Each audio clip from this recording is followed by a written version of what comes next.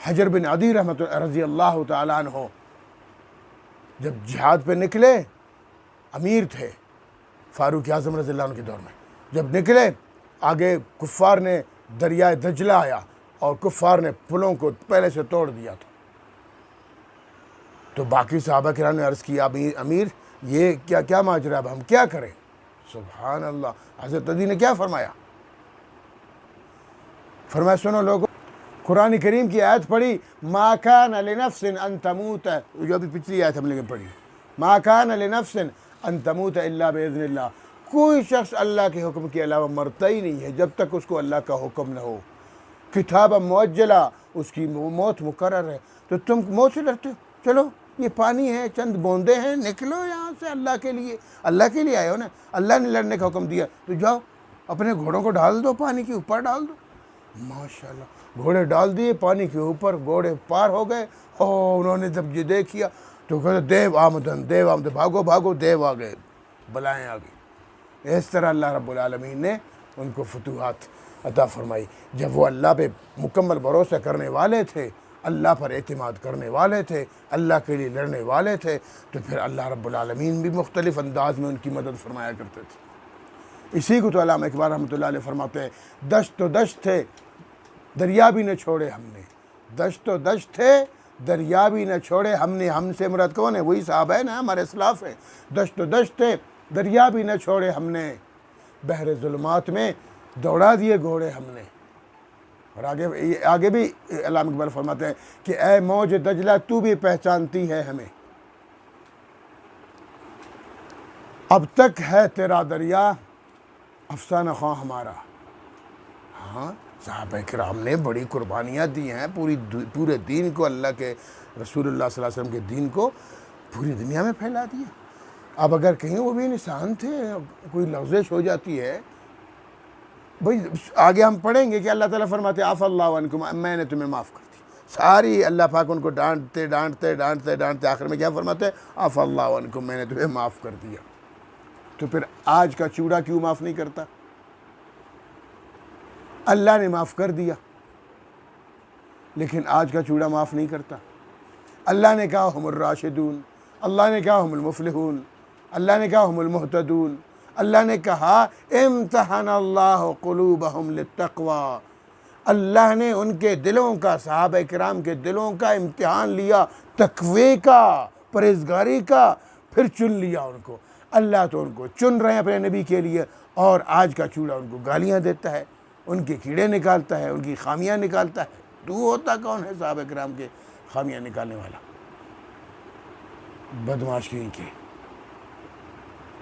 ایمان نہیں رہتا اس طرح سے، چاہے وہ حقیقی چوڑا ہو، چاہے وہ اہل سنت کی آڑ میں چوڑا۔ آج کل فیس بک پہ ہے جناب، بڑی داڑھی رکھی ہے، ٹوپی رکھی ہے، اور تسبیح ہے، اور پتہ نہیں کیا کیا ہے، اب کہتا بھی اپنے آپ کا اہل سنت ہے، وہ خبیث کا بچہ چوڑا ہے، وہ ابن سبا کی نسل ہے، وہ رافضی ہے، وہ مسلمان نہیں ہے۔ اور کبھی حضرت معاویہ کے خلاف بھونکتا ہے، کبھی کسی اور صحابی کے خلاف بکواس کرتا ہے، کبھی ام المومنین کے خلاف بکتا ہے۔ عجیب لوگ ہیں، اور لوگ پھر واہ واہ کرتے ہیں، بہت اچھا عالم ہے، لعنت ہو ایسے عالم پر جو صحابہ کرام کے خلاف بولتا ہے۔ اچھا پھر دیکھ ابو سفیان نے تو یہ کر دیا، ابو سفیان نے غزوہ احد میں تو بھئی ابو سفیان اس وقت کافر تھے، خالد بن ولید اس وقت کافر تھے، عمر بن عاص اس وقت کافر تھے، اس طرح تو حضرت عمر بھی پہلے کافر تھے رضی اللہ تعالیٰ عنہ، کہ ان کے بارے میں اللہ کے رسول فرماتے لو کان بعدی نبی لکان عمر، اگر میرے بعد نبی ہوتے تو عمر ہوتے۔